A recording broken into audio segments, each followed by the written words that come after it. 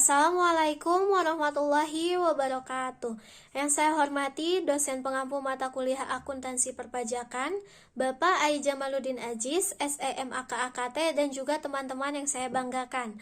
Pertama-tama, marilah kita panjatkan puji dan syukur kehadirat Allah Subhanahu wa Ta'ala yang telah memberikan karunia-Nya sehingga kami dapat melakukan presentasi meskipun melalui video presentasi.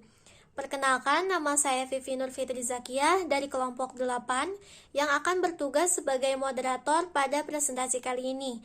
Namun tentunya saya tidak akan sendirian karena saya ditemani oleh rekan-rekan saya. Ada Aulia Nurul Farhani, ada Mona Retna Komala, dan juga ada Widya Aulia Rahma. Presentasi kali ini terbagi menjadi tiga sesi, yaitu ada sesi pembukaan, sesi penyampaian dan penyajian materi, dan juga sesi penutup. Langsung saja kepada sesi pertama, marilah kita sama-sama buka presentasi ini dengan membaca basmalah bersama-sama. Bismillahirrahmanirrahim. Langsung saja kepada sesi kedua, yaitu sesi penyampaian dan juga penyajian materi. Kepada pemateri pertama, saya persilahkan. Sejarah singkat tentang kegiatan sewa. Pada tahun 1974, kegiatan sewa diperkenalkan di Indonesia, yaitu dengan dikeluarkannya surat keputusan bersama Menteri Keuangan, Menteri Perdagangan, dan Menteri Perindustrian. Keputusan tersebut merupakan keputusan nomor 122 MK-2/1974 nomor 32 MSK-2/1974 dan nomor 30 KPB-1/1974 pada tanggal 7 Februari 1974. Sewa sendiri merupakan istilah dalam bahasa Indonesia yang menggantikan istilah leasing. Sewa adalah setiap kegiatan pembiayaan perusahaan dalam bentuk penyediaan barang-barang modal untuk digunakan oleh suatu perusahaan dalam suatu jangka waktu secara berkala, disertai dengan hak pilih atau option bagi perusahaan tersebut untuk membeli barang-barang modal yang bersangkutan atau memperpanjang jangka waktu sewa berdasarkan nilai sisa yang telah disepakati bersama. Hal ini dimuat dalam keputusan bersama 3 menteri. Terdapat keputusan Menteri Keuangan nomor 12.013/013/1988 tanggal 20 Desember 1988. Jenis kegiatan 8013 telah diperluas, sehingga batasannya menjadi sebagai berikut. Perusahaan sewa atau leasing company atau lessor adalah badan usaha yang melakukan kegiatan pembiayaan dalam bentuk penyediaan barang modal, baik secara finansial lease maupun operating lease untuk digunakan oleh penyewa selama jangka waktu tertentu, berdasarkan pembayaran secara berkala. Batasan untuk finance lease, operating lease, dan lease. Sewa pembiayaan atau finance lease merupakan kegiatan sewa di mana penyewa pada akhir masa kontrak mempunyai hak opsi untuk membeli objek sewa berdasarkan nilai sisa yang disepakati bersama. Untuk sewa operasi atau operating lease merupakan kegiatan sewa di mana penyewa tidak mempunyai hak opsi untuk membeli objek sewa. Penyewa atau lease merupakan perusahaan atau perorangan yang menggunakan barang modal dengan pembiayaan dari pihak perusahaan sewa atau lessor. Dalam ruang lingkup PSAK nomor 73 tentang sewa terdapat unsur pengecualian atau tidak wajib diterapkan untuk unsur-unsur yang tidak material, sehingga menjadi jelas bahwa pernyataan PSAK nomor 73 yang dimaksud diterapkan dalam akuntansi untuk seluruh sewa termasuk aset hak guna dalam subsewa, kecuali untuk 1. Sewa dalam rangka eksplorasi atau penambangan mineral, minyak, gas alam, dan sumber daya serupa yang tidak dapat diperbarui. 2. Sewa aset biologis dalam ruang lingkup PSAK 69 agrikultur yang dimiliki oleh penyewa. 3. Perjanjian konsesi jasa dalam ruang lingkup ISAK 16, yaitu perjanjian konsesi. 4. Lisensi kekayaan intelektual yang diberikan oleh pesewa dalam ruang lingkup PSAK 72, yaitu pendapatan dari kontrak dengan pelanggan. 5. Hak yang dimiliki oleh penyewa dalam perjanjian lisensi dalam ruang lingkup PSAK 19. Aset tak berwujud untuk item seperti film, rekaman video, karya panggung, manuskrip, atau karya tulis, hak paten, dan hak cipta. Baik, selanjutnya yang digunakan dalam PSAK 73. Yang pertama adalah penyewa, lease, yaitu entitas yang memperoleh hak untuk menggunakan aset pendasar selama suatu jangka waktu untuk dipertukarkan dengan imbalan. Yang kedua adalah pesewa atau yang dikenal dengan leaser, yaitu entitas yang memberikan hak untuk menggunakan aset pendasar selama suatu jangka waktu untuk dipertukarkan dengan imbalan. Yang ketiga adalah aset pendasar atau yang dikenal dengan underlying asset, yaitu aset yang terkait pada suatu sewa di mana hak untuk menggunakan aset tersebut telah diberikan oleh pesewa kepada penyewa. Sewa memberikan keuntungan bagi pengusaha di Indonesia. Pembiayaannya yaitu biasanya meliputi pengadaan barang modal untuk sektor-sektor transportasi, industri, pertanian, konstruksi, pertambangan, dan perkantoran, meliputi juga kesehatan. Selanjutnya adalah klasifikasi sewa dalam PSAK nomor 73, dikaji dari pihak pesewa atau yang dikenal dengan leaser. Mengklasifikasikan masing-masing sewanya baik sebagai yang pertama, sewa operasi, atau yang kedua, sewa pembayaran. Situasi yang secara individual atau gabungan yang pada umumnya dapat menyebabkan sewa diklasifikasikan sebagai sewa pembiayaan, yaitu yang pertama, sewa mengalihkan kepemilikan aset pendasar kepada penyewa pada akhir masa sewa. Yang kedua, penyewa memiliki opsi untuk membeli aset pendasar pada harga yang diperkirakan cukup rendah dari nilai wajar. Pada tanggal opsi tersebut mulai dapat dieksekusi sehingga menjadi cukup pasti pada tanggal insepsi bahwa opsi tersebut akan dieksekusi. Yang ketiga adalah masa sewa adalah sebagian besar umum ekonomik dari aset pendasar, meski hak kepemilikan tidak dialihkan. Yang keempat adalah pada tanggal insepsi, nilai kini dari pembayaran sewa setidaknya mencakup secara substansial seluruh nilai wajar aset pendasar. Yang kelima, aset pendasar bersifat khusus sehingga hanya penyewa yang dapat menggunakannya tanpa modifikasi signifikan. Dari segi lessor, sewa pembiayaan terdiri atas sewa penjualan atau yang dikenal dengan sales type lease. Sewa ini merupakan transaksi sewa pembiayaan secara langsung atau yang dikenal dengan direct finance lease, di mana dalam jumlah transaksi termasuk laba yang diperhitungkan oleh pabrikan atau penyalur yang juga merupakan perusahaan sewa.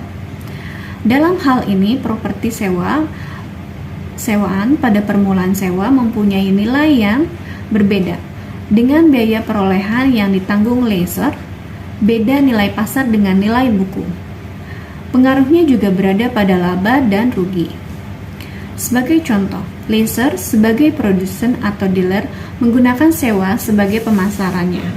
Selain biaya laba dan terdapat pula unsur hakikatnya, yaitu pendapatan pabrikan atau dealer atau laba penjualan sebagai hasil transaksi penjualan aset. Yang B, sewa pembiayaan langsung direct finance lease. Hal ini juga salah satu bentuk sewa pembiayaan yang dibiayai langsung oleh leaser. Setiap pembayaran sewa terdiri atas bagian yang merupakan pembayaran pengembalian investasi leaser dalam properti sewaan. Ditambah unsur laba yang diperkirakan pada direct finance lease, nilai wajar fair value, harta yang disewakan pada permulaan sewa sama dengan biaya untuk memperolehnya. Metode full payout leasing. Leaser membiayai sepenuhnya properti sewaan. C. Leveraged lease.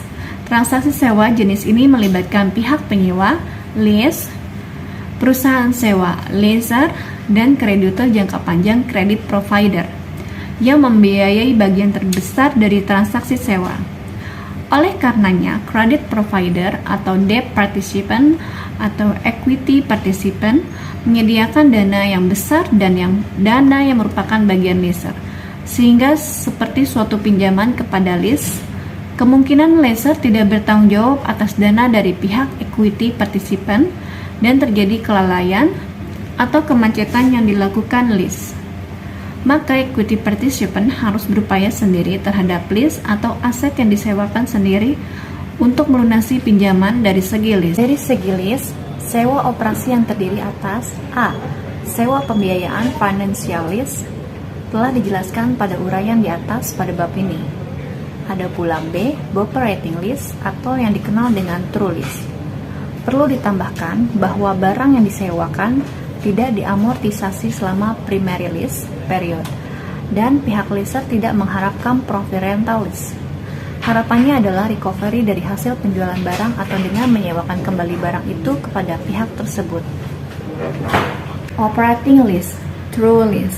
Perlu ditambahkan bahwa barang yang disewakan tidak diamortisasi selama primary lease period dan pihak lessor tidak mengharapkan profit rental lease. Harapannya adalah recovery dari hasil penjualan barang atau dengan menyewakan kembali barang itu kepada pihak berikut. Pelaksanaan transaksi sewa mengacu pada PSAK nomor 30 revisi tahun 2007 tentang sewa teknis pelaksanaan transaksi sewa mencakup 1. Sewa usaha langsung atau yang dikenal dengan direct lease. Penyewa guna usaha lease belum pernah memiliki barang, modal yang menjadi objek sewa. Nomor 2, jual dan sewa balik atau yang dikenal dengan sell and leaseback. Pihak lease terlebih dahulu menjual barang modal yang telah dimilikinya kepada lessor dan barang modal yang sama kemudian dilakukan kontrak sewa antara lease sebagai pemilik semula dan lessor. Selanjutnya ada keuntungan dan kerugian sewa. Keuntungan bagi les yang pertama, les dapat menghindarkan diri dari kebutuhan dana besar dengan bunga yang tinggi. Yang kedua, resiko keuangan dapat dihindari atau dikurangi karena les dapat memasukkan kepada lessor setelah pemakaian. Yang ketiga, perjanjian kontrak leasing lebih luas. Yang keempat, biaya perusahaan lebih rendah atau lebih murah. Yang kelima, utang di laporan keuangan tidak berubah sehingga rasio leverage tidak terpengaruh. Kerugian bagi les yang pertama, les dari pihak lesnya sendiri itu harus memenuhi berbagai persyaratan yang ditetapkan lessor untuk melindungi barang dalam bentuk pembatasan pengoperasian asuransi dan sebagainya. Yang kedua, kehilangan kesempatan memperoleh keuntungan pada saat akhir sewa. Yang ketiga, barang yang diterima tidak dapat dijadikan jaminan kredit karena tidak dicatat sebagai aset. Yang keempat, hak penggunaan atas barang sewa merupakan aset tak berwujud yang tidak disajikan sebagai aset tetap. Yang kelima, dalam hal penggunaan, khususnya sewa pembiayaan akan menjadi kurang apabila les hanya membutuhkan aset jangka pendek. Kemudian ada keuntungan dan kerugian bagi lessor. Keuntungan bagi lessor yang pertama, secara hukum lessor berhak menjual barang yang disewa. Yang kedua, secara akuntansi lessor masih mempunyai hak untuk menyusutkan aset tetap yang disewa karena hak kepemilikannya itu masih berada pada lessor. Yang kemudian ada kerugian bagi lessor. Yang pertama, mempunyai resiko yang besar apabila barang yang disewa mendapat tuntutan dari pihak ketiga. Yang kedua, tidak dapat melakukan tuntutan atau complaint facer kepada pabrik atau langsung kepada pemasok. Seharusnya lessor sebagai pengguna barang. Praktik akuntansi sewa. Kriteria yang harus dipenuhi les agar dianggap sebagai sewa pembiayaan. Yang pertama, lessor akan memudahkan hak pemilikan aset pada les, yaitu pada akhir periode sewa berakhir. Yang kedua, dalam kontrak sewa mempunyai alternatif membeli atau tidak membeli. Yang ketiga, jangka waktu sewa 75% atau lebih dan pada taksiran umur ekonomis dari aset yang disewakan dan permulaan masa sewa itu tidak jatuh pada sisa 25% dari umur ekonomis aset yang disewakan. Yang keempat, nilai sekarang atau present value-nya itu dari pembayaran sewa pada permulaan sewa minimum harus sama atau lebih besar dari 90% atau lebih dari nilai pasar wajar bagi lessor setelah dikurangi kredit investasi. Atau executory cost, yaitu biaya pemeliharaan, asuransi, dan pajak yang ditahan oleh lessor. Kriteria bagi lessor apabila salah satu dari keempat kriteria tersebut terpenuhi dan juga memenuhi kriteria sebagai berikut. Yang pertama, kemungkinan pembayaran sewa minimum tertagih dapat diramalkan secara wajar atau reasonable. Yang kedua, tidak adanya kepastian yang memadai atau reasonable certainty mengenai jumlah biaya yang tidak dapat diminta kembali yang dikeluarkan oleh lessor untuk aset yang disewakan. Akuntansi pajak atas sewa. Pada saat perjanjian sewa diadakan, yaitu antara pihak-pihak lessor dan lessor, maka sewa saat itu juga ditentukan cara pembayarannya. Yang pertama ada payment in advance, yaitu pembayaran sewa dilakukan di depan. Yang kedua, payment in arrears, yaitu pembayaran sewa dilakukan di belakang. Dalam perlakuan PPh atas sewa, masalah kegiatan sewa atau leasing adalah kegiatan pembiayaan dalam bentuk penyediaan barang modal, baik secara sewa dengan hak opsi maupun sewa tanpa hak opsi, untuk digunakan oleh les selama jangka waktu tertentu berdasarkan pembayaran secara berkala. Dalam Keputusan Menteri Keuangan Nomor 1169 atau KMK 01 atau 1191, memberikan kriteria sewa baik dengan hak opsi atau tanpa hak opsi. Kriteria tersebut adalah sebagai berikut.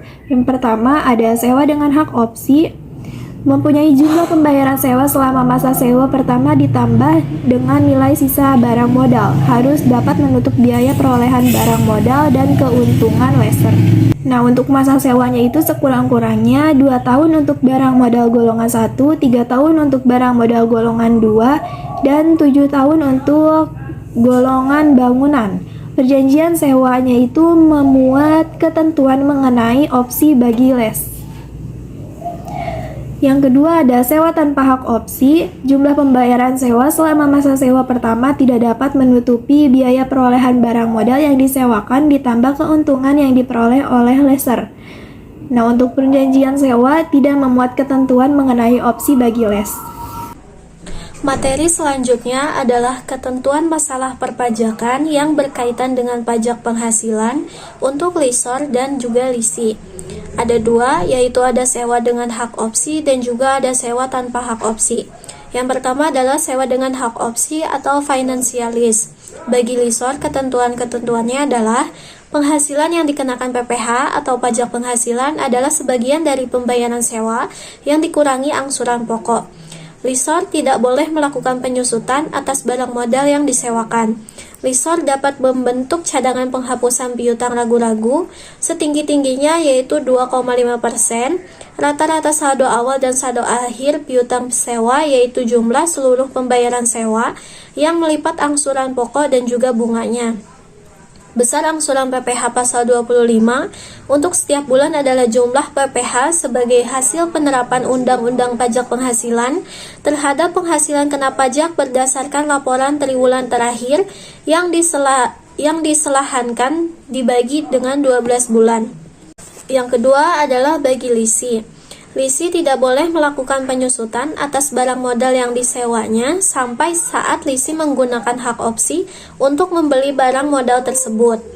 Dasar penyusutan yang dipakai setelah lisi menggunakan hak opsi untuk membeli barang modal tersebut adalah nilai sisa atau residual value barang modal yang bersangkutan. Jadi dasar penyusutannya ketika lisi sudah menggunakan hak opsinya adalah nilai sisa atau residual value dari barang yang bersangkutan.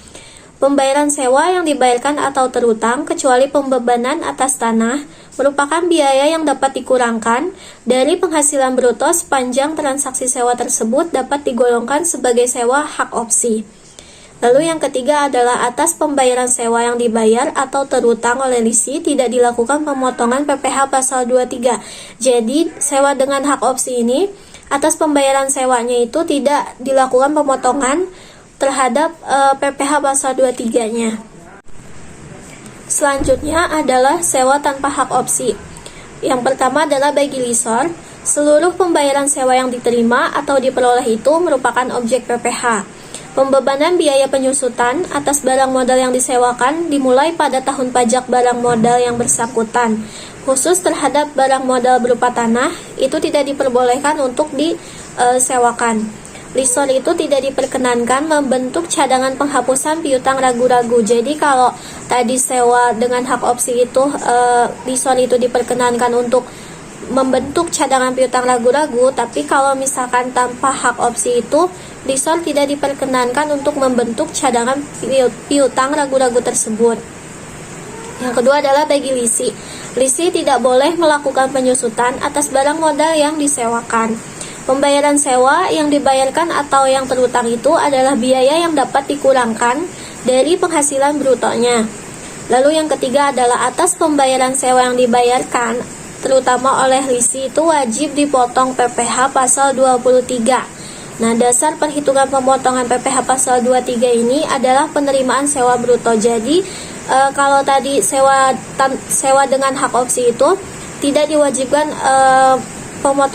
adanya pemotongan PPh pasal 23, tapi pada saat sewa tanpa hak opsi ini itu diwajibkan untuk memotong menggunakan PPh pasal 23. Selanjutnya ada contoh soal. Contoh ayat jurnal bila sewa guna usaha tidak memiliki hak opsi sehingga dikategorikan sebagai sewa menyewa biasa pada umumnya. Nah, PT Asyaren yang telah dikukuhkan sebagai PKP menyewakan alat berat seharga 70 juta sebulan dengan pola SGU atau sewa guna usaha tanpa hak opsi kepada PT Pembangunan yang telah dikukuhkan sebagai PKP. Nah, perhitungan sewanya dilakukan sebagai berikut. Penyelesaiannya, yang pertama di sini ada harga sewa per bulan yaitu sebesar 70 juta, lalu ditambah dengan PPN atau pajak pertambahan nilai dengan tarif 10% dikali 70 juta dihasilkan 7 juta, maka ditambah dengan 70 juta jadi 77 juta. Lalu dikurangi dengan pemotongan PPh pasal 23 atas sewa, karena ini jenisnya adalah pola SGU tanpa hak opsi. Nah, sewa guna usaha tanpa hak opsi ini itu mewajibkan adanya pemotongan PPh pasal 23 atas sewa dengan tarif 2% dikali dengan harga sewa per bulan yaitu 70 juta didapat hasil 1.400.000. Lalu 77 juta ini dikurangi dengan 1.400.000 hasilnya adalah 75.600.000. Maka total pembayarannya adalah sebesar 75.600.000 rupiah. Lalu ada ayat jurnalnya. Yang pertama adalah bagi pihak lessor. Di sini ada beberapa akun kas dan bank senilai 75.600.000 pada sisi debit. Ada PPh pasal 23 dibayar di muka senilai 1.400.000 pada sisi debit. Lalu di sisi kreditnya ada PPN keluaran sebesar 7 juta dan juga penghasilan sewa sebesar 70 juta. Yang kedua adalah ayat jurnal bagi pihak lisi. Ada beberapa akun juga.